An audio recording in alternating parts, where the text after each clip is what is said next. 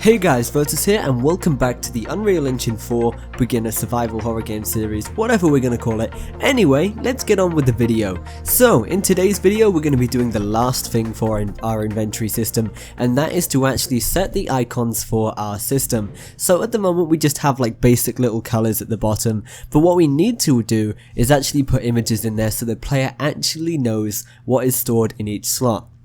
So if you take a look in my Photoshop document here, you can see I've got a couple of icons already that I've made. You can see I've got a wood icon, a tinderbox icon, and a key icon. Now this is a much better representation of the item than, what we have at the moment, which is just a little color. So what I'm going to be doing today is essentially going to be showing you how to change the color inside of Unreal Engine, and just set a little icon instead. And we're also going to be showing you how to add additional items and add like an extra color and so on. So let's start off by going into Unreal Engine and actually setting up some of the functionality. So the first thing I need to do is I actually need to import some of these images that I've created here. So if you haven't got them already, I advise that you go ahead and download it from the link in the description to get the latest version of the heads-up display complete with all of the icons. Also, if you haven't watched the previous episode, I advise you go ahead and check that out just so you can stay up to date with exactly where we are, and you can easily follow along. And also, at the same time, I advise you check out the Unreal Engine 4 beginner tutorial series, just so you know the engine a little bit better. So, without further ado, let's go ahead and get into this. So what I'm going to do is, I've imported this already. It's very simple, you should know how to do it. If you want to import the image, just press import anywhere you like. Go on your desktop, wherever you've put the image, just select it. I'm not too sure where I've saved it. There we go, logs inventory item, and then just press OK a couple of times and it will go into your content browser just like that. And that is all we need, to be honest. Now that we've done that, we need to open up our heads up display widget. So let's go ahead and do that. So I'm going to find it wherever it is. Here we are, survival HUD widget, and we've got to do a couple of things. So the first thing I'm going to do is I'm going to go into my graph, and we're going to locate our event tick node. Now what we're going to do from this is every tick, well not every tick, we're going to add a slight delay. We are going to check what the slot item is, and then from there we're going to set some images accordingly. So for now I'm going to set up the checking for the first slot, so slot 1. So what we're going to do is check to see what the ID value is in accordance with our, little document that we made in one of the other videos where we actually set up all the ID numbers and then just set the images. So if I remember correctly, 0 was empty, 1 was wood, 2 was something else, and 3 was something else, and so on and so forth. If you want that, don't forget that is also in the download link in the description. I'm going to quickly try and find that for you, just in case you haven't got it. Just so you can see it on my screen what it looks like. So here we are, so we've got empty ID, so having nothing in there is going to be 0, it's going to be white. Wood ID is going to be 1, it's going to be blue. Key ID is 2 and 3 and so on and so forth. So let's quickly show you how to run that check. So the way we're going to do that is we are going to do something, we're just going to have a quick delay. And after this delay, because we don't want it to be running all the time, we don't want to hit the performance too hard, we're just going to do like 0.5 seconds to start off with, and we are going to just do a switch on int.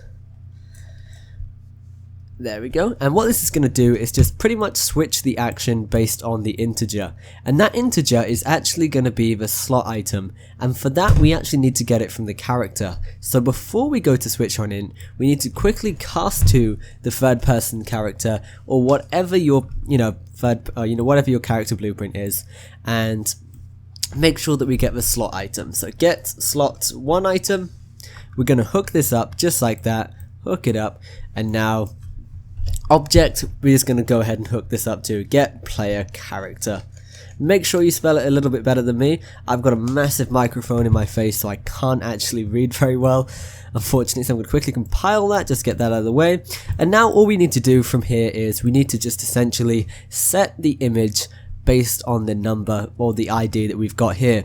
So if I keep pressing plus, we can add extra items. So now what we need to do is set it to like an empty image on 0, a wood image on 1, a key image on 2, and a tinderbox on 3, and so on. So I'm going to start off by showing you how to do it with the wood for now, and then you can continue on to do the rest at some later point.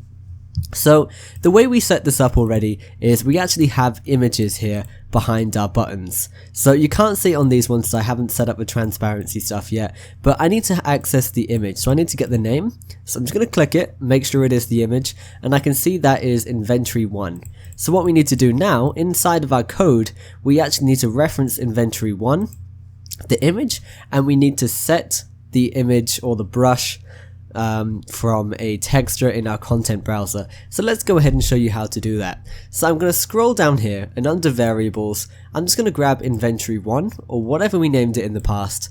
I'm going to get a reference to it, and using that I'm going to drag it off and set a brush from a texture. So if we go ahead and give that a go now, so I'm going to go and open up my content browser if I haven't got it open up already. And I'm going to navigate to my log inventory items, and I'm just going to hook it up by clicking it, selecting it in the content browser, and then just using this little arrow here to hook it up. Or alternatively, you can just click the drop down and type it in if you want. And after 1, let's go ahead and do that. So I'm going to press compile, and let's go ahead and see what happens now. So I'm going to go and pick up the item. And you can see it's now actually the pickup icon. We can see it's blue, but I mean we've got the main functionality there, and we should be able to fix the rest in just a second. Also, you notice it does take a little moment for it to update, so I'm just going to change the value for the delay to something like 0.3.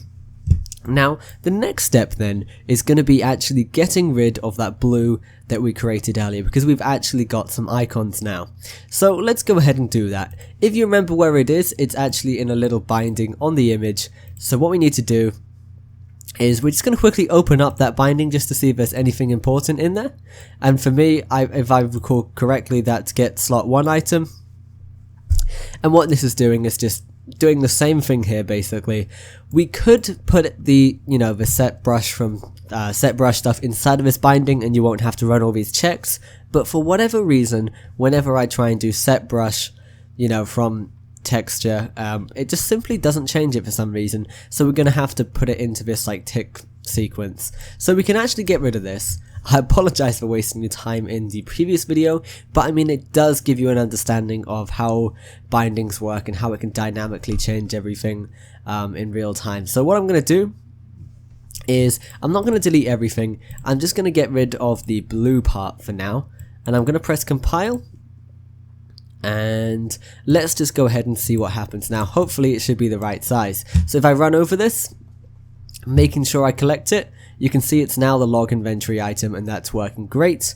If I press Control to discard and I click it, it's probably not going to do anything because we haven't set it to go back to nothing. So let's go ahead and do that. So once again, I'm going to open up my survival HUD widget. I'm going to go to graph, and I'm going to go to my event graph where we're actually setting all of this stuff.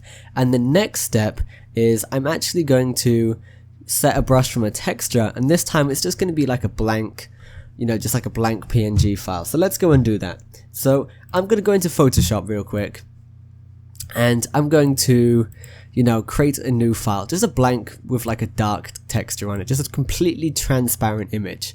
So the way I'm going to do that is I'm just going to make sure I have the same resolution as my logs inventory file, and I'm just going to create a new layer.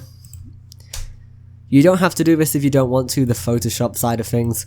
If you want to, you can just download everything in the description. But I'm just going to do a quick fill on that, delete the old layer, adjust the opacity on this. I don't want it to be completely transparent, I want it to be a little bit darkened. So I'm going to set this to something like 50%, that should be fine. Not 50%, I'm going to set this down to say 15, 20%, 25% should be fine. And I'm just going to save this out as a PNG. There we are. I'm just going to call this empty inventory for now. I'm going to save it on my desktop, anywhere that's convenient. Going to open up my content browser, and we're going to import that in the same way that we imported our, logs inventory item icon. Open it up. Where is it? Here it is. And let's give this a go. So, same thing. Control C, Control V. And this time we're just hooking it up to 0 because that's what the ID was for being empty. So, just type in empty. Or you can select it manually if you wanted to, but for now this should just work out fine. You can also match the size if you want to. Just work with your resolutions to get the best look, the best looking size, because sometimes it can stretch it.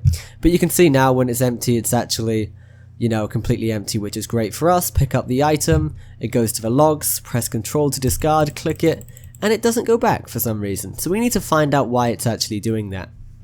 So I'm going to quickly stop that, and I'm going to go into my blueprints and see exactly what's going on. So I'm going to open up my HUD widget. I'm going to go to my graph. It seems to be something to do with when we actually click the icon. So that's why, because the button wasn't actually where it should be, so I wasn't actually doing the action. But if I move it back in place, it should hopefully work. So I'm going to compile, play, and let's run over it and pick it up, and now press Control to discard, click it, and it goes back to normal, and that's working perfectly fine. So there is one last thing that we need to do, and that's just essentially add some additional pickup items, which is very simple. All we have to do is just duplicate this, and let's check what the next ID is that we need to be aware of, and that is going to be the key. So I'm just going to rename this to key inventory pickup, and then inside of here, let's go ahead and see what we got. So we need to change the slot 1 item, slot 2 item, slot 3 item. We need to set this to the new ID for the key, which is going to be 2. It's very simple. Very, very simple. And obviously we need to change the appearance. You guys should know how to do that. It is pretty straightforward. Just go into the viewport, select the static mesh, and change it to like a key or something like that. And then back in the the event graph to check and set the values, we essentially just need to change it to a key image. Now I'm gonna leave that stuff for you to do. Just take it out of the Photoshop document, experiment with it, and go from there. So that's pretty much everything that I wanted to go over in this tutorial. That's pretty much everything for the inventory system as well. I'm going to show you how to add the extra slots in a video, but I'm not going to dedicate a whole video to it. So that should be pretty much everything with our inventory system working and ready to go. Hopefully over the next few tutorials we can actually get down and work on some storyline stuff, some mechanics, some all the cool stuff about the game. We want to make it come to life now. We've got the main gameplay down. It's time to actually add some proper solid gameplay in. Anyway, thanks for watching, comment, like, and subscribe, and I will see you in the next video. Goodbye.